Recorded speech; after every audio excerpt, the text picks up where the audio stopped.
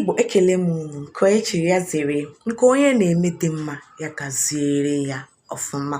Ise, abụ m Adamma Adịbụ. Biko e nwere obere ihe m chọrọ ikwu mana ọ ga-abụ n'olu bekee.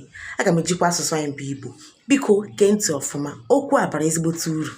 When there is no proper connection between a foundation and the main building, it will definitely result in the collapse of the building, but your productivity is related to the connection you have with your chi.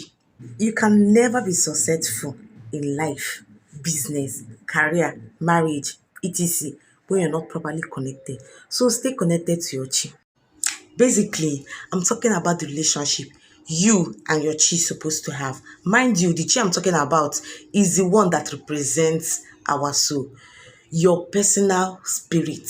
Whatever you're doing in this life, try to be in good terms with your chi. If not, it will definitely cause a lot in your life, such as setbacks, failed businesses, etc. If you think you can do it without your chi, you're definitely wasting your time. Maka na ndị Igbo sịrị na onye buru chi ụzọ, onye ahụ agbagbuo onwe ya n'ọsọ.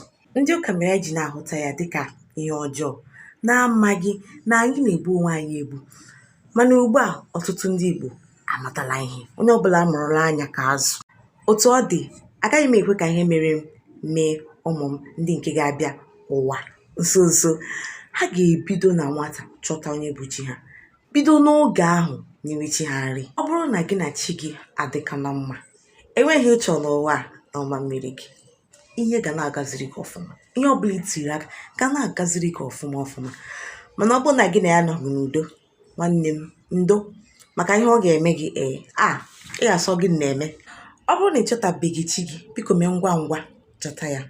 Ụzọ esi amata chi bụ site n'ịgba afa. Eme ngwa ngwa, emeghara ọdachi. Ndị Igbo sịrị na mgbe onye jiri tete na ọ bụ ụtụtụ ya.